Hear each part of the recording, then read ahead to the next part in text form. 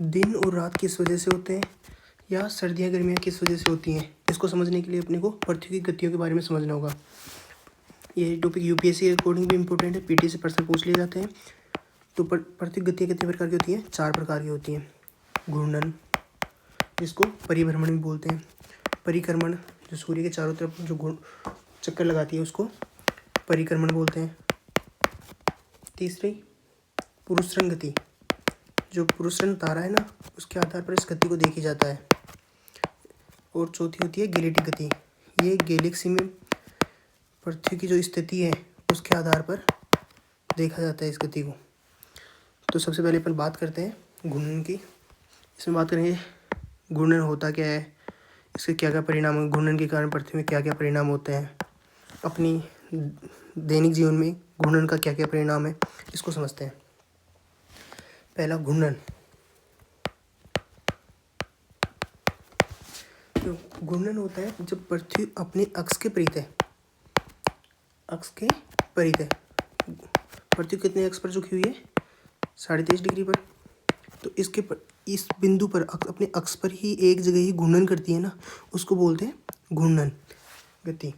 और ये अपने अक्ष पर एक पूरा चक्कर कितने टाइम में लगाती है? 24 घंटे में लगाती है। इस कारण इसको दैनिक गति बोलते हैं, मतलब एक दिन में घूर्णन पूरा करती है 24 घंटे में, इस कारण इसको दैनिक गति भी बोलते हैं। दैनिक गति के परिणाम स्वरूप क्या होता है, मतलब घूर्णन के परिणाम स्वरूप क्या होगा? प्रदीप्त वृत्त का निर्माण होता है। प्रदीप्त वृत्त क्या होता है? जब दिन और रात को बांटने वाला जो वृत्त होता है ना, एक दिन और एक रात को बांटने वाला जो वृत्त होता है वो होता है प्रदीप्त वृत्त। तो दैनिक गति के परिणाम स्वरूप क्या होगा? प्रदीप्त वृत्त का निर्माण होगा। अब घूर्णन गति समझ में आ गई, घूर्णन गति है क्या। अब घूर्णन गति से के बारे में जो फैक्ट है, इंपॉर्टेंट फैक्ट जो यूपीएससी में पूछ लेती है। तो घूर्णन का सर्वाधिक वेग कहाँ पर होता है? विषुवत रेखा पर घूर्णन का सर्वाधिक वेग होता है। और ध्रुवों पर घूर्णन गति का वेग जो होता है वो 0 होता है, ध्यान रखना। विषुवत सबसे ज़्यादा घूर्णन करने के कारण जो गति होती है ना, वो गति विषुवत रेखा पर सबसे ज़्यादा होती है और ध्रुवों पर 0 होती है। और इस अंतर को ही विभेदी घूर्णन बोलते हैं। विभेदी घूर्णन। देखो, 2 बात पता चली। पहला दैनिक गति, घूर्णन को दैनिक गति बोलते हैं। और जो घूर्णन होता है ये विभेदी घूर्णन होता है, क्योंकि विषुवत रेखा पर ये सर्वाधिक होता है और ध्रुवों पर ये नगण्य होता है।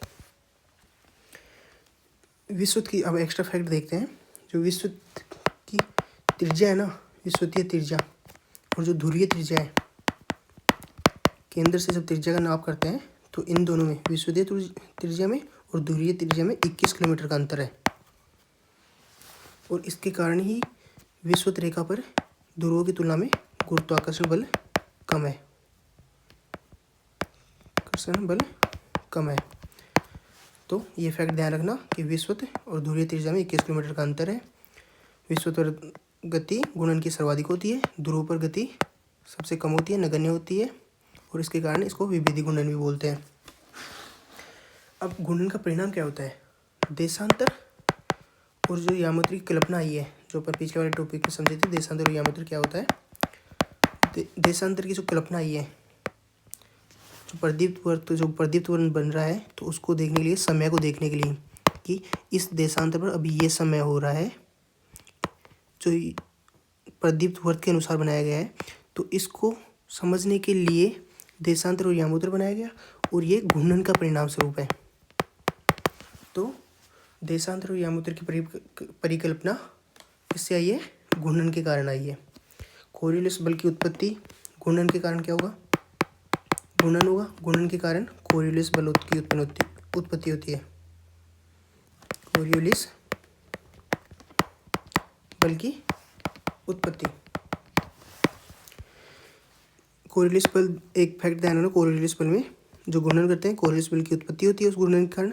ये जो कोरियोलिस बल होता है ये उत्तरी गोलार्ध में अपनी दिशा के दाहिनी ओर घूमता है। मतलब दाहिनी ओर, जब अपन जैसे 0 डिग्री से नॉर्थ की ओर जाएंगे और ये साउथ है, तो नॉर्थ की ओर जाने पर ये अपनी दिशा के दाहिनी ओर मुड़ता है और वहीं ये दक्षिणी गोलार्ध में अपनी दिशा के बाईं ओर मुड़ता है। तो तो ये फैक्ट ध्यान रखना, ये जलवायु विज्ञान में मौसम को समझने में काम आएगा। भारतीय मौसम में ये सबसे इम्पोर्टेंट फैक्ट है, कोरियोलिस बल। ज्वार भाटा घूर्णन के कारण तीसरी घटना क्या होती है? ज्वार भाटा घटना। ज्वार भाटा ज्वार भाटा होता क्या है? जो सूर्य, चंद्रमा व पृथ्वी के गुरुत्वाकर्षण बल के कारण, इनकी जो अवस्थिति होती है, इन तीनों की अवस्थिति के कारण, गुरुत्वाकर्षण बल के कारण जो समुद्र का जल आगे और पीछे जाता है उसको बोलते हैं ज्वार भाटा। तो घूर्णन का क्या क्या परिणाम, घूर्णन के कारण क्या क्या होता है? घूर्णन क्या क्या फैक्ट देखिए, प्रदीप्त वर्त, दैनिक गति,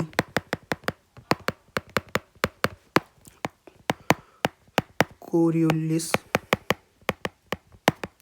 बल, ज्वार भाटा, और एक क्या था? देशांतर की कल्पना। देशांतर की कल्पना। प्रदीप्त वर्त दिन रात होता है। दैनिक गति 24 घंटे में एक घूर्णन पूरा करती है। कोरियोलिस बल विश्व पर सबसे कम होता है और ध्रुव पर सबसे ज़्यादा होता है।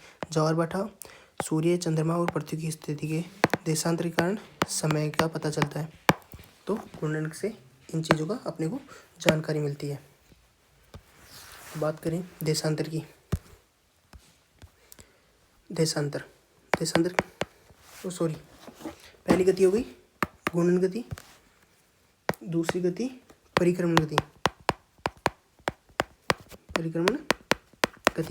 परिक्रमण क्या होता है? सूर्य के जो चारों ओर पृथ्वी चक्कर काटती है, इसको परिक्रमण बोलते हैं। और सूर्य के चारों ओर चक्कर काटने से जो सबसे ज़्यादा परिणाम होता है वो होता है ऋतु। जो सर्दी और गर्मी आती है इसके कारण आती है। सूर्य के चारों ओर कैसे चक्कर काटती है? ये अपने नत अक्ष के परित है। नत अक्ष जो 23.5 डिग्री झुका हुआ है ना, उसके परित है, सूर्य के चक्कर लगाती है। और इस अपनी नत अक्ष के परित चक्कर लगाने के कारण ही 6 महीने का दिन और 6 महीने की रात ध्रुव पर होती है, क्योंकि ये 23.5 डिग्री पर झुकी हुई रहती है। तो इस कारण सूर्य की यहाँ पर किरणें या तो 6 महीने तक, जब उत्तर की ओर जब सूर्य का उत्तरायण होता है तो 6 महीने तक उत्तरी ध्रुव पर दिन होता है, और जब सूरज का दक्षिणायन होता है तो उत्तरी ध्रुव पर 6 महीने की रात होती है। यूपीएससी पीटी से हर 1-2 साल में यहाँ से पर्सन आता ही आता है, ध्यान रखना। अब 2-3 पर्सन आए हुए हैं अभी फिलहाल तो। और अपने परिक्रमण गति के परिणाम स्वरूप, क्योंकि ये अपने दीर्घ वृत्ताकार पथ पे चक्कर लगाती है, इसके कारण जब सबसे दूर होती है तो अपसोर की स्थिति बनती है, यानी सूरज पृथ्वी से सबसे दूर है। और जब सबसे नज़दीक होता है तो उपसोर की स्थिति बनती है। अपसोर उपसोर और अपसोर। उपसोर जब पृथ्वी सूरज के सबसे निकट होती है, और सबसे निकट कब होती है? ये होती है 4 जनवरी को, 3-4 जनवरी को सबसे निकट होती है। अच्छा, पता है पहले जब अपन बचपन में, या मुझे तो यही था कि सूरज के पास जाती है पृथ्वी तब गर्मी आती है, सूरज से दूर जाती है तो सर्दी आती है, जो कि बिल्कुल गलत है। अपने उत्तरी गोलार्ध में ऐसा नहीं होता है। जनवरी में जब सूरज के सबसे निकट होती है तो यहाँ पर अपने सर्दियाँ रहती हैं, और सबसे दूर होती है 4 जुलाई को, तब गर्मियाँ होती हैं।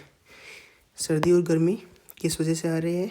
ये सूरज जब पृथ्वी अपने नत अक्ष के ऊपर घूर्णन करती है और परिक्रमण करती है, इसके परिणाम स्वरूप होती है, न कि सूरज के पास और दूर होने की वजह से होता है।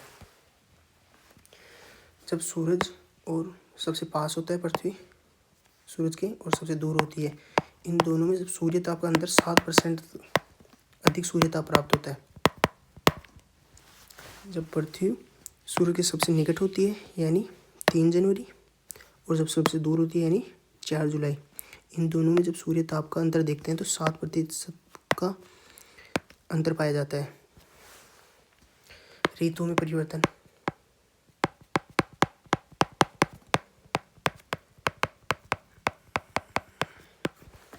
परिक्रमण का परिणाम स्वरूप ऋतुओं में परिवर्तन होता है। विषुव और दक्षिणायन या उत्तरायण। देखो विषुव कब होता है? विषुव यानी पृथ्वी पर जब सूरज की किरणें 0 डिग्री अक्षांश पर सीधी रेखा में पड़ती हैं। दक्षिणायन कब होता है? जब सूरज 0 डिग्री अक्षांश से दक्षिण की ओर, साउथ की ओर जाता है। साउथ के 23.5 डिग्री पर जाता है और ऊपर नॉर्थ में 23.5 डिग्री पर। तो जब 0 डिग्री से दक्षिण की ओर 23.5 डिग्री पर अपनी सूरज की रेखा जाती है उसको बोलते हैं दक्षिणायन। अब सूरज दक्षिण की ओर जा रहा है।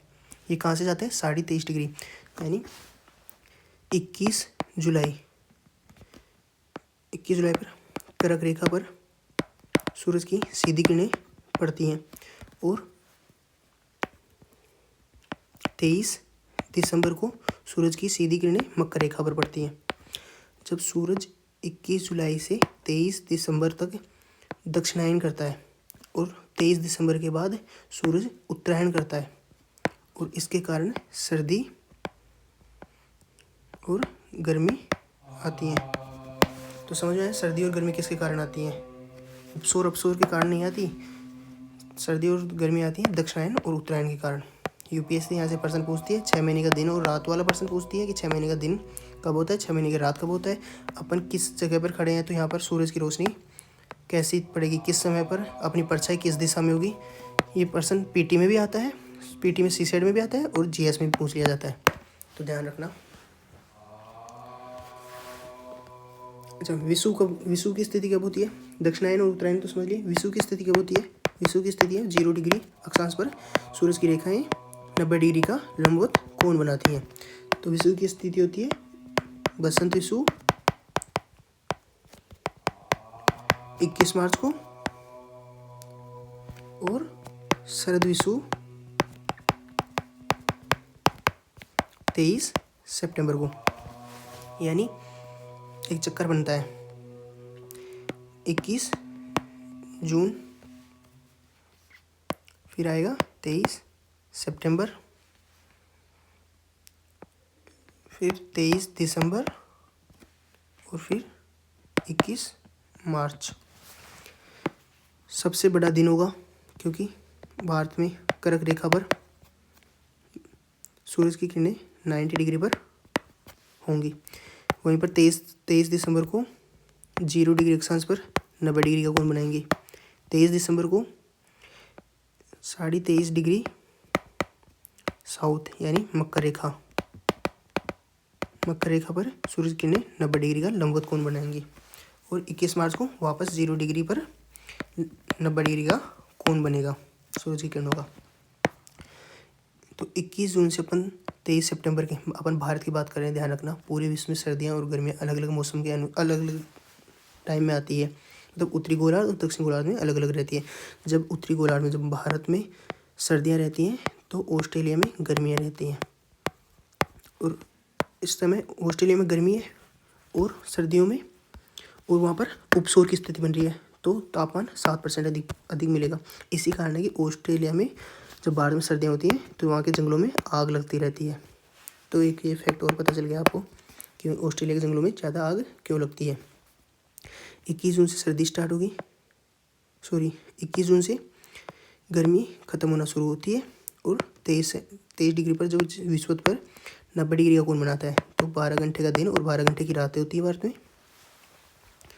और जब 90 डिग्री का कोण मकर रेखा पर बनेगा तो सर्दियाँ आ जाएंगी और यहाँ पर 14 घंटे का दिन होता है और 14 घंटे की रात होती है, 10 घंटे का दिन होता है। तो रातें गर्मियों में रात बड़ी होती है और दिन छोटे होते हैं और सर्दियों में दिन छोटे होते हैं, रात बड़ी होती है। गर्मियों में रात छोटी होती है, दिन बड़े होते हैं, ध्यान रखना। अब बात करते हैं अपन प्रसरण गति, प्रसरण गति। देखो पृथ्वी का नतक कितना है, कितने डिग्री पर झुकी हुई है, 23.5 डिग्री पर झुकी हुई है, ये तो अपने को पता है। लेकिन पता है ये 20 डिग्री से लेके 24 डिग्री के मध्य दोलन करती रहती है। अभी 23.5 डिग्री है, एक समय में ये 20 डिग्री पर झुका हुआ था और आगे अब धीरे धीरे ये बढ़ रहा है और 24 डिग्री पर जाके झुकेगा। इसके परिणाम स्वरूप ग्लोबल वार्मिंग मतलब पृथ्वी का तापमान बढ़ता है, तापमान में वृद्धि होगी और हिम युग भी आता है। देखो कैसे, जब पृथ्वी अपने 20 डिग्री अक्ष पर घूमेगी, नत अक्ष पर सूरज की परिक्रमण करेगी, तो सूरज की गति कहाँ से कहाँ तक होगी, 20 डिग्री नॉर्थ से लेके 20 डिग्री साउथ तक। तो इसको कम दूरी पर ही सूरज की 90 डिग्री लंबवत किरणें प्राप्त होंगी पृथ्वी को। इसके कारण सर्दी अधिक रहेगी, तापमान कम रहेगा।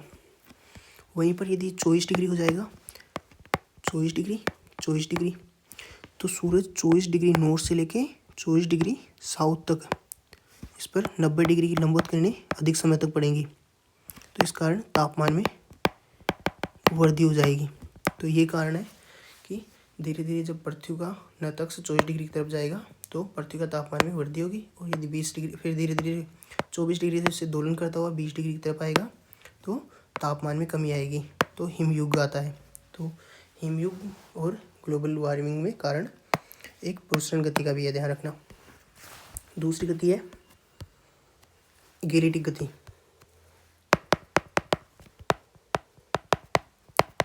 गैलेक्टिक गति, इसके बारे में बहुत कम लोग जानते हैं। देखो पृथ्वी तो गति कर रही है, घूर्णन कर रही है, घूर्णन अपने अक्ष पर, परिक्रमण सूरज के चारों ओर, दोलन कर रही है जिसको प्रसरण गति बोलते हैं।